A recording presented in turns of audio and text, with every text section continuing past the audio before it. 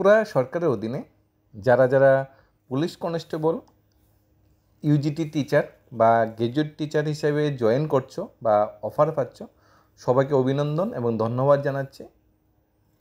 আমরা যখন চাকরির ফাইনাল মেরিট লিস্টে স্থান পেয়েছি বা চাকরির অফার পাবো এই হিসাবে আমাদের নাম সিলেক্টেড হয়েছে, তখন এর মুহূর্তটা সত্যিই খুব গর্বের, তখন এর মুহূর্তটা সত্যিই খুব আনন্দিত।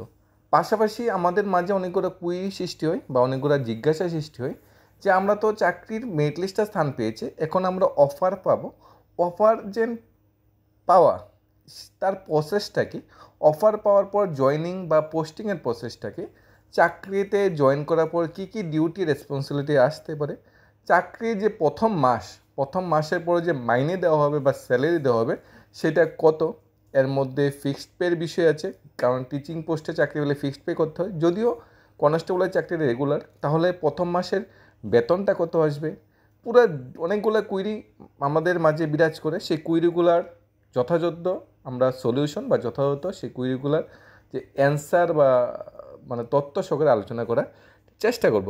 প্রথম অবস্থায় টেট 2 টিচারের বেতনের স্ট্রাকচার একটা আছে, টেট 1 টিচারের বেতনের একটা স্ট্রাকচার আছে, পুলিশ কনস্টেবল যারা চাকরির মেরিট লিস্টে স্থান পেয়েছে তাদের বেতনের স্ট্রাকচার একটা আছে। পাশাপাশি আমাদের অনেকগুলো কুইরি থাকে যে টেটে তো ভ্যাকেন্সি প্রচুর ছিল কিন্তু জয়েন বা মেরিট লিস্টে কম স্থান পেয়েছে কেন। অ্যাকচুয়ালি যারা টেট, বিশেষ করে যারা টেট 1 পাস করেছিল কিন্তু ডিএলএড ছিল না, তাদের নাম কিন্তু মেরিট লিস্টে স্থান পায়নি। পাশাপাশি অনেকে টেট 1 টেট 2 দুটোই পাস করেছে, তারা একটাতে যে কোনো একটাকে বেছে নিয়েছে, হায়ার স্টাডি বা টেট 2টাকে বেছে নিয়েছে, দুইটা রিজন। কনস্টেবলে কিন্তু কিছু ভ্যাকেন্সি খালি পড়ে রয়েছে, অনেকে জিজ্ঞাসাবাদ থাকতে পারে ভ্যাকেন্সিগুলি খালি কেন, কারণ ভ্যাকেন্সিগুলি বিশেষ করে আমাদের যারা এক্স সার্ভিসম্যানে কিছু ভ্যাকেন্সি খালি পড়ে থাকে, যারা ফিজিক্যাল হ্যান্ডিক্যাপ তাদের কিছু ভ্যাকেন্সি খালি পড়ে থাকে, এসটি ক্যাটাগরি প্রার্থীদের কিছু ভ্যাকেন্সি, এই নিয়ে কিছু ভ্যাকেন্সি খালি পড়ে থাকে। এটা জেআইবিটি গ্রুপ সি সময় ছিল, জেআইবিটি গ্রুপ ডি সময় ছিল, ইঞ্জিনিয়ারিং ক্ষেত্রেও ছিল, অতীতে যে টেট পরীক্ষা হচ্ছে সেদিকেও ছিল, সেটা তো থাকবেই। এখন আমরা কোয়ালিফাই করতে পারিনি, আমরা অনেকের ভিতরে কনফিউশন থাকে যে আমরা কত মার্কস পেয়েছি কীভাবে জানবো। এটা একটাই সলিউশন, তোমরা আরটিআই করে জানতে পারো তোমরা রিটেনে প্লাস ভাইভাতে করতে পেরেছো। আরটিআই ত্রিপুরা অনলাইন ওয়েবসাইটে, অফিসিয়াল ওয়েবসাইটে গিয়ে নিজের ইমেল আইডি বা নিজের পাসওয়ার্ড তৈরি করে সেখানে তোমরা ফার্স্ট আপিল তো হবে না, প্রথম ক্লেম করতে হবে আরটিআই। প্রথমত সিলেক্ট করতে হবে কোন ডিপার্টমেন্টের এগেনস্টে তোমরা আরটিআই করছো, ত্রিপুরা পুলিশ, তারপর কনস্টেবল নিয়োগ প্রক্রিয়া বিস্তারিত লিখতে হবে, প্রয়োজনে তোমরা একটা ডকুমেন্ট অ্যাটাচ করে দিতে হবে, সেইভাবে তোমরা আরটিআই করে তোমার মার্কসটা জানিয়ে দেবে। এটা হলো আলাদা বিষয়, কিন্তু চাকরিটা পুরো স্বচ্ছতার মাধ্যমে মেনটেন হয়েছে, পুরো স্বচ্ছতায় নিয়োগ হয়েছে, তাই এই বিষয়ে কোনো কুইরি বা ডাউট নেই। আমরা প্রথম অবস্থায় স্যালারিটা দেখে নেব, তারপর চাকরি অফার জয়েনিং সেই প্রসেসটা আমরা আস্তে আস্তে বা আলোচনা করার চেষ্টা করবো তোমাদের সাথে। স্যালারিটা যদি আমরা দেখি, কনস্টেবল যারা চাকরি পেয়েছে বা মেরিট লিস্টে স্থান পেয়েছে তাদের স্যালারি স্ট্রাকচারটা যদি দেখি, আমরা বেসিক আমাদের পে লেভেল 6 অনুযায়ী 6-এর সেল 1 দেওয়া হবে, grade pay 2100, scale of pay যেটা 20,700 থেকে 65,800, অর্থাৎ বেসিক পে ইনিশিয়ালি 20,700 হবে, তার সাথে ডিএ যোগ হবে, বর্তমানে 33% ডিএ আছে ত্রিপুরাতে, 6,831 টাকা, তার সাথে এইচআরএ যোগ হবে, ম্যাক্সিমাম 3,000 দেওয়া হয়, তোমাদের 20,700-র উপর 8% দেওয়া হবে, 1,656 টাকা, সিএ 275, এমএ 500 দেওয়া হবে, 29,962 টাকা তোমাদের গ্রস স্যালারি হবে পার মান্থ, তার সাথে তোমাদের ড্রেস এবং তোমাদের রেশন অ্যালাউন্সটা যোগ হবে, 30,000 প্লাস তোমাদের ইনিশিয়ালি স্যালারি হবে। তার থেকে কিছু তোমাদের প্রভিডেন্ট ফান্ডে কিছু টাকা কেটে রাখবে, আর তোমাদের প্রফেশনাল ট্যাক্স হিসেবে কিছু টাকা কেটে রাখবে, অন ইন হ্যান্ড তোমাদের 25,000 প্লাস কিন্তু স্যালারি চলে আসবে, এটা কিন্তু একদম কনফার্ম।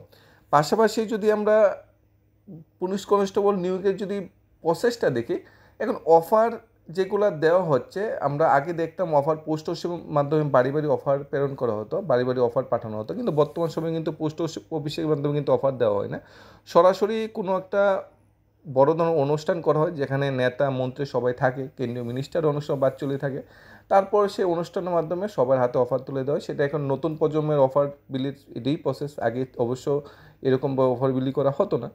এসটিজিটি বা টেট 2 যারা চাকরি বা যারা মেরিট লিস্টে স্থান পেয়েছো, যারা অফারও জয়েনিং পাচ্ছ, তোমাদের বেতনের স্ট্রাকচারটা যদি আমরা একটু আলোচনা করি, এখানে পে লেভেল 9 সেল 1 অনুযায়ী গেট পে তোমাদের 2,800 নির্ধারিত করা হয়েছে, স্কেলপে 27,300 থেকে 86,300, অর্থাৎ 27,300 তোমাদের বেসিক, ইনিশিয়াল বেসিক। কিন্তু তোমাকে তো 27,300 তোমাকে স্যালারি দেওয়া হবে না, তোমাকে দেওয়া হবে তার 70%, অর্থাৎ 20,475 টাকা তোমাদের ইনিশিয়াল স্যালারি দেওয়া হবে। তারপর তোমাদের যদি রেগুলার প্যাকেজে চাকরি পেতে, তোমার দিয়ে পেতে 9,009 টাকা, তারপর তুমি এইচআরে পেতে 2,181 টাকা, 500 টাকা সিএ পেতে, আর তোমাদের 275 টাকা সিএ পেতে, মেডিকেল পেতে 500। যেহেতু তুমি ফিক্সড পেতে চাকরি পেয়েছো, তাই তোমার কিন্তু এই যে জিনিসগুলো, এই যে সুবিধাগুলো, সেগুলো দেওয়া হবে না। তোমাকে বেসিক দেওয়া হবে 75%, 27,300, 75% 20,475, তার সাথে তোমার 33% দিয়ে যুগ হবে 6,757, তোমার ইনিশিয়াল বেসিক 27,232 টাকা হবে। যেখানে 39,000 টাকা বেসিক হওয়ার কথা ছিল তোমার চাকরি প্রথম মাসের বেতন বা সব কিছু মিলে টোটাল বেতন হওয়ার কথা ছিল, এখানে তোমার বেতন হবে 27,232, অর্থাৎ প্রতি মাসে 12,000 টাকার মতো এখানে তোমাদের কম স্যালারি হবে। ফিক্সড বেতন তখন যখন তোমরা চাকরি পাবে, জয়েনিং করবে, তখন ফিক্সড পের বিষয়টা তোমরা বুঝবে। তোমরা দাদা বা বড় স্যাররা যখন চাকরি পেয়েছে, সবাই ফিক্সড পে বঞ্চনায় এখন ভুগছে, তোমরা আস্তে আস্তে ভুগবে। সবার সাথে আলাপ আলোচনা করে কীভাবে এই ফিক্সড পে বঞ্চনা থেকে দূরীকরণ বা নিজেকে কীভাবে রেগুলার স্কেলে আনা যায়, তার সাথে সম্মিলিত হয়ে যদি কোনো তোমাদের কার্যকলাপ থাকে, সেগুলো তোমরা করতে পারো। অবশ্যই তোমরা টেট টিচার ওয়েলফেয়ার অ্যাসোসিয়েশনের সাথে একদম তাল মিলিয়ে চলবে। এই সেশনটা কিন্তু বরাবরই রেগুলাইজেশনের জন্য আন্দোলন বা প্রোটেস্ট করে আছে। টেট 2 শিক্ষকের যদি, টেট 1 শিক্ষকের যদি ধরি, এখানে তোমাদের লেভেল 7 সেল 1 2200 টাকা তোমাদের grade pay, scale of pay 21,400 থেকে 67,900, অর্থাৎ রেগুলার পে স্কেলে চাকরি পেলে তোমার প্রতি মাসে বেতন 21,400 দেওয়া হবে। যেহেতু তুমি রেগুলার পে স্কেলে চাকরি পাওনি, তোমার 21,775% দেওয়া হবে, অর্থাৎ মাত্র 16,050 টাকা তোমার বেসিক দেওয়া হবে, বেসিকে 20% কেটে রাখা হবে। এরপরে যদি দেখি আমরা রেগুলার পে স্কেলে চাকরি পেলে ডিএ পেতে 7,062, 1,712 টাকা এইচআরএ পেতে, এমএ পেতে 500, সিএ পেতে 275, 30,949 টাকা পার মান্থ বেতন হওয়ার কথা ছিল টেট 1 শিক্ষকের, কিন্তু তোমাকে বেতন দেওয়া হচ্ছে মাত্র 21,275 টাকা। কারণ তোমার এখানে বেসিকে কিছু কমে দেওয়া হয়েছে, বেসিক কমার ফলে ডিএ কমে গেছে, এইচআরএ, এমএ বা সিএ কিন্তু নেই প্রাথমিক অবস্থায়। তাই আমরা বরাবরই সবসময় বলে যাচ্ছি, যেহেতু ফিক্সড পে চাকরিতে যেহেতু আমাদের গড় ভাড়ার টাকা হাউস রেন্ট দেওয়া হচ্ছে না, যেহেতু আমাদের মেডিকেল অ্যালাউন্স দেওয়া হচ্ছে না, তাই প্লেস অফ পোস্টিংটা যাতে বাড়ির কাছে হয়, যাতে বাড়ি থেকে আপ ডাউন করে হোম টাউনে থেকে চাকরিটা করা যায়। কারণ আমাদের দূরবর্তী স্থানে পোস্টিং পড়লে আমাদের তো এইচআরএ দেওয়াই হবে না, তাহলে আমরা দূরবর্তী স্থানে পোস্টিং পড়লে আমরা কীভাবে আমাদের সংসার প্রতিপালন করবো, কীভাবে আমরা দৈনন্দিন খরচটা মানে মেটাবো। 5 বছর ফিক্সড, এখন তোমার 2025-এ চাকরি পেলে 2030-এ গিয়ে তোমাদের রেগুলেশন হবে। বর্তমানে তোমার 21,400 বেসিক হওয়ার কথা ছিল, সেটা 2030-এ গিয়ে 21,400 হবে, অর্থাৎ তুমি জীবনে 5টা বছর তোমার হারিয়ে যাবে স্বল্প বেতনে। এটাই চাকরির প্রথম মাসের বেতন টেট 1 কনস্টেবল বা তোমাদের টেট 2 শিক্ষকের। এখন অফার জয়েনিং, প্রধানত অফারের কাজটা তোমাদের যে ডিপার্টমেন্ট যেমন আছে, পুলিশ কনস্টেবলটা পুলিশ ডিপার্টমেন্ট, আর শিক্ষক যেটা গ্র্যাজুয়েট আন্ডার গ্র্যাজুয়েট শিক্ষক যেটা আমরা বলছি, সেটা আমাদের স্কুল এডুকেশন ডিপার্টমেন্ট আছে। এখন স্কুল এডুকেশন ডিপার্টমেন্টের থেকে কাছে টিআরবিটি লিস্টটা পাঠিয়ে দেবে। এখন এলিমেন্টারি এডুকেশন কী করবে, সবার নামে অফার ও জয়েনিংয়ের ব্যবস্থা করবে। অফার জয়েনিং দুইভাবে হয়, প্রথমত দুইটা ভাগ আছে। একটা ভাগ হলো প্রথম অফার দেওয়া, অফার অ্যাকসেপ্ট করা, তারপর জয়েনিং। আরেকটা পার্ট হলো অফার ও জয়েনিং একসাথেই বিলি করা। এখানে ম্যাক্সিমাম ক্ষেত্রে এখন অফার জয়েনিং একসাথেই বিলি করে, এখানে দুইটিই হতে পারে, এখনও কিন্তু কোনো সিদ্ধান্ত হয়নি। তাই তোমার যদি অফার জয়েনিংটা একসাথে হয়, তোমরা অফারটা অ্যাকসেপ্ট করলে, জয়েনিংটা কোথায় করবে, জয়েনিংটা করবে তোমাকে কোন স্কুলে তোমাকে প্লেস অফ পোস্টিং দেবে, সেই স্কুলে জয়েন করবে। কোন পুলিশ স্টেশন তোমাকে প্লেস অফ পোস্টিং দেবে, সেই পুলিশ স্টেশনকে জয়েন করবে। অফারে বিস্তারিত অনেক কিছু থাকে, অফারে ফর্ম ফিল আপ করতে হয়, সেটা গেজেটের অফিসের সই থাকে, মেডিকেল সুপারিনটেন্ডেন্টের সই থাকে, তুমি চোখ, কর্ণ, নাসিকা, জিহ্বা তো ঠিকঠাক আছে, চোখে ঠিকঠাক দেখছো না, কথা ঠিকঠাক শুনছো কিনা, এটা মেডিকেল ফিটনেস, সেটা মেডিকেল সুপারিনটেন্ডেন্ট যা মেডিকেল অফিসে যারা আছে তারা সই করে দেবে। এই অফারের ভিত্তিতে সমস্ত বিস্তারিত থাকে, গেজেটের অফিসের সই লাগে, ইনকাম, তারপর তোমার সমস্ত যে ডকুমেন্টগুলো আছে, অরিজিনালের যে attested copy, self attested copy, সেগুলো লাগবে। সেইগুলোই কিন্তু তোমাদের সার্ভিস ব্যাকে এন্ট্রি হবে। তোমরা এখন যে ডকুমেন্ট দেবে, তোমার ডেট অফ বার্থ থেকে শুরু করে সমস্ত ডকুমেন্ট, তোমার কোয়ালিফিকেশন, সেইগুলোই কিন্তু সার্ভিস ব্যাকে এন্ট্রি হবে। ইন ফিউচার তোমরা হায়ার কোয়ালিফিকেশন পেলে সার্ভিস বুকে সেটাও এন্ট্রি করতে পারো। একজন সরকারি কর্মচারীর কাছে তার সার্ভিস বুক কিন্তু সবচেয়ে বড় অস্ত্র। সার্ভিস বুকে সমস্ত কিছু ডকুমেন্ট থাকে, সার্ভিস বুকের উপর ভিত্তি করে কিন্তু স্যালারি বা অন্যান্য সুযোগ সুবিধা নির্ধারিত হয়। এখন যতটুকু প্রসেস এগিয়েছে, আমাদের এপ্রিল মাসে অফার জয়েনিং পুরোটাই শেষ করে দেওয়ার পরিকল্পনা চলছে। অফার জয়েনিংটা এপ্রিল মাসে আনা হয়েছে কেন, এটা অনেকে কুইরে থাকতে পারে, কারণ 2022-এর প্রসেসগুলো আগে কমপ্লিট না করে এপ্রিল মাসে কেন কি অফার মানে জয়েনিং ব্যবস্থা করা হলো। এখন 2024-25 ফিনান্সিয়াল ইয়ারটা শেষ হয়েছে মার্চ মাসে, তাই 2024-25 ফিনান্সিয়ালে এই চাকরিগুলোর জন্য কোনো অর্থ বরাদ্দ করা হয়নি। স্যাংশন হয়েছে, ফিনান্সিয়াল অ্যাপ্রুভাল আছে, কিন্তু অর্থ বরাদ্দ করা হয়নি। এই চাকরির প্রসেসগুলা সরকার বা গভর্নমেন্ট ওয়েট করছিল নতুন ফিনান্সিয়াল ইয়ার, অর্থাৎ 25-26 ফিনান্সিয়াল যেটা এপ্রিল মাসে শুরু হয়েছে, সেই ফিনান্সিয়াল ইয়ারে নিয়ে চাকরির অফার জয়েনিংটা করানো যায়। তাই সরকার সিদ্ধান্ত ক্রমে কি হয়েছে এখানে, এপ্রিল মাসে মানে মানে মেরিট লিস্ট অফার জয়েনিংয়ের ব্যবস্থা করেছে এবং সব কিছুই ঠিকঠাকই করছে। মাননীয় মুখ্যমন্ত্রীকেও আমাদের ধন্যবাদ জানানো উচিত, কারণ 2022 সাল থেকে শিক্ষকরা কনস্টেবল চাকরিতে সে ভাই বোনরা ওয়েট করে যাচ্ছে কবে আমাদের হাতে হলুদ খাম আসবে, কবে আমাদের ফাইনাল মেরিট লিস্ট প্রিপেয়ার করা হবে, কবে আমরা চাকরির জন্য বিবেচিত হব। তাই সবাই অনেকটা অনেক অপেক্ষা করছে। এই অপেক্ষাটা মানে বিশেষ করে খুবই তাৎপর্যপূর্ণ, কারণ আমরা দেখেছি পুলিশ কনস্টেবল ভাইরা বা শিক্ষক পদে চাকরিরত সেই ভাই বোনরা সবাই রাস্তাতে নেমেছিল, সবাই পুলিশের কথাও শুনতে হয়েছে, অ্যারেস্টেডও কিছু বিষয় আছে। এখন অনেকগুলো সংগ্রাম, অনেকগুলো আন্দোলন করার ফলে সরকার চাপে বা বাধ্য হয়ে লিখিত এক্সাম নিয়ে, রিটেন টেস্ট নিয়ে, তারপর কনস্টেবলকে তা বাইবা নিয়ে শেষ পর্যন্ত মেরিট লিস্টটা প্রিপেয়ার করলো। এখনও কিছু কিছু চাকরির প্রসেস আছে, আশা করি সেই চাকরির প্রসেসগুলো খুব শীঘ্রই সরকার শেষ করে নেবে। বর্তমান সময়ে আমরা যদি দেখি, বিগত সরকারের সময় যখন চাকরি হতো, কনস্টেবল চাকরি হতো, ভাইবার মাধ্যমে চাকরি হয়ে যেত। ভাইবার মাধ্যমে চাকরি হওয়াতে একটা প্রবলেম যেটা হতো, স্বচ্ছতার উপর কোশ্চেন আসতো যে স্বচ্ছতা মেনটেন করা হয়নি। কারণ ভাইবাতে আমি কত পেয়েছি তা প্রমাণ করার কোনো রাস্তা নেই, বাবার নাম, মার নাম, আমার বাড়ি কোথায়, পোস্ট অফিস কোথায়, অনেক কিছু, অনেকে এমন ইন্টারভিউ বলেও ছেড়ে দেওয়া হতো, যেমন 10,323 ক্ষেত্রে হয়েছিল। রিটেন কোনো টেস্ট হয়নি, ইন্টারভিউ বন্ধু চাকরি হয়েছে, চাকরি চলেও গিয়েছে। দেখেছি আমরা ওয়েস্ট বেঙ্গলে 26,000 চাকরি চলে গিয়েছে। কেন? সেগুলো স্বচ্ছতা মেনটেন হয়নি, সেগুলি কারাপশন হয়েছে। কিন্তু বর্তমান সরকারের যে চাকরিগুলো আমরা দেখছি, রিটার্নের মাধ্যমে হচ্ছে, প্রপার ওয়েতে হচ্ছে, একটু সময় লেগে যাচ্ছে, ভাইবা হচ্ছে, মানে একটা প্রসেসটা একদম স্বচ্ছভাবে মেনটেন করার চেষ্টা করা হচ্ছে, যাতে ভবিষ্যতে কেস না হয়, যাতে ভবিষ্যতে চাকরি নিয়ে কোনো কোশ্চেন না থাকে, এটা একটা গ্যারান্টি দেওয়া যায়। আর আমরা যারা মেরিট লিস্টে স্থান পেয়েছি, তোমরা যারা স্থান পেয়েছো, তোমাদের একটা গর্বের বিষয় কি, তোমরা নিজের পরিশ্রমে স্থান পেয়েছো। এখন কেউ জোর গলায় বলতে পারবে না আমি বিজেপি করি বা আমি বর্তমান সরকার করি বলে আমি চাকরি অফারটা পেয়েছি, এরকমটা কিন্তু নয়।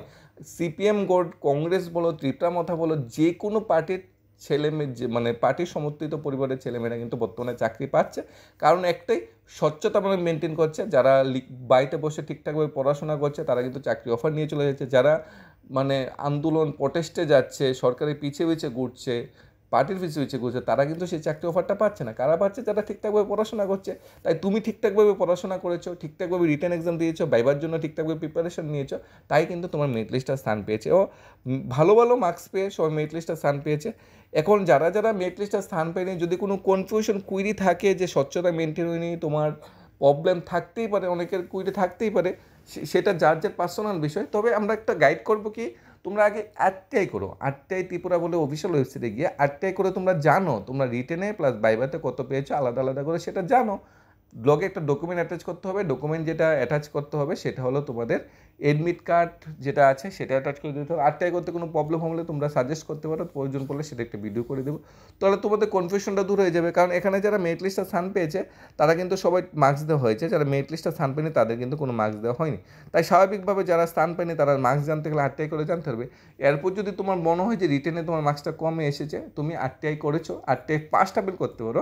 সব আরটিআইয়ের মাধ্যমে হবে। ফার্স্ট আপিল করে তুমি জানতে পারো তোমার রিটেনের ওই মার্কশিটে আমার মার্কস আমার কম এসেছে, আমি এটা যাচাই করতে চাই। এরপর যদি ফার্স্ট আপিলের কোনো সলিউশন না হয়, তুমি সেকেন্ড আপিল করতে পারো।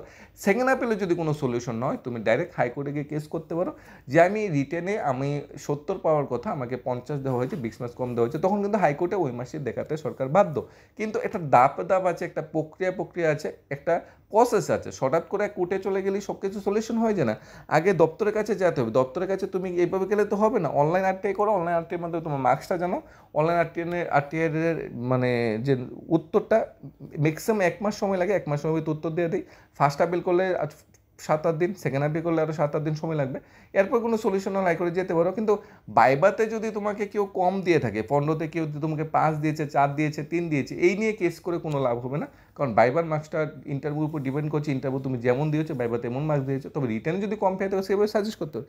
এগুলো হলো আলাদা বিষয়। তোমাদের অনেকে কোশ্চেন করছো, এই জন্য এই প্রকারটা বললাম। তা বাকি তো আমরা জানি সব কিছু স্বচ্ছভাবেই হচ্ছে, সরকারকেও ধন্যবাদ জানানো দরকার। এত বড় একটা চাকরির প্রসেস এত স্বচ্ছভাবে মেনটেন করা হচ্ছে। বিগত সরকার কিন্তু এত স্বচ্ছভাবে চাকরি দেয়নি, বা চাকরি দেওয়ার কিন্তু নামগন্ধ ছিল না স্বচ্ছভাবে। এখন তোমাদের কি কাজ? এখন তোমাদের কাজ হলো বাড়িতে চুপচাপ বসে থাকা, এখনই যে সময়টা আছে সেটা এনজয় করা, ভালোভাবে পরিবারের সাথে সময় কাটানো, ভ্যাকেশান টিপ নিতে পারো, এটা আলাদা বিষয়। যার যার পার্সোনাল সময়টা সুন্দরভাবে ফ্যামিলি ফ্রেন্ডের সাথে সুন্দরভাবে কাটাও। এই সময়টা কিন্তু ফিরে পাবে না, কারণ যখন চাকরিতে জয়েন করে নেবে তখন কিন্তু আর মানে ছুটি পাওয়া বা সময় কাটানো খুব কষ্টকর হয়ে যাবে, তখন রেসপন্সিবিলিটি বেড়ে যাবে। এখন কী হয়, প্রথম অবস্থায় যখন বেকারত্ব থাকে বা স্কুলে পড়ি তখন অনেক সময় থাকে আমাদের কাছে, কিন্তু অর্থ থাকে না। কিন্তু আমরা যখন চাকরি পাই, কর্মজীবনে আসি, তখন কিন্তু অনেক অর্থ পাবে তোমরা, অনেক স্যালারি, অনেক অর্থ, অনেক ক্যাপিটাল হবে তোমাদের, কিন্তু সময় পাবে না পরিবারের সাথে একটু ভ্যাকেশান, একটু ঘোরা, একটু কথা বলার সময়টা পাওয়া কিন্তু খুব কমফোর্টেবল হবে, মানে সময় পাওয়া যায় না। এই যে বিষয়টা, এই বিষয়টা কিন্তু একটু স্বাভাবিক, সমস্ত পরিবারই পাবে। নিজের বাড়িতেই দেখবে গার্জেনরা আছে, মামারা আছে, তারা কতটুকু সময় দিতে পারে পরিবারকে। তাই তোমরা ভালোভাবে এই সময়টা মেনটেন করো, টেনশনে এখন কিছুই নেই। তোমার নামে হলুদ খাম আসবে, হলুদ খাম বাড়িতে আসতে পারে। হলুদ খাম তোমাকে একটা ওকেশান, একটা প্রোগ্রাম হবে, প্রোগ্রামের মাধ্যমে মাননীয় মন্ত্রী, দপ্তরের মন্ত্রী, মুখ্যমন্ত্রী বা অন্যান্য মন্ত্রী, ভারপ্রাপ্ত মন্ত্রীর হাত দিয়ে তোমার হাতে অফার দেওয়া হবে। তোমার অফার নেবে, অফার অ্যাকসেপ্ট করবে, জয়নিং তোমাকে দেওয়া হবে স্কুলে, সেখানে তুমি জয়নিং করবে, সেখানে তোমার সার্ভিসও খোলা হবে, সেখানে তুমি চাকরি করতে থাকবে। প্রথম মাসে বেতনটা একটু দেরি হতেই পারে, 2-3 মাসের বেতন হয়তো একসাথে পেয়ে নেবে, তবে স্বচ্ছতার মাধ্যমে চাকরি হয়েছে এটা জোর গলায় বলতে পারবে। এবং অফিসে যখন যাবে নিজের স্বচ্ছতা মেনটেন করবে, সবার সাথে ভালো ব্যবহার করবে, ভালো বিহেভ করবে।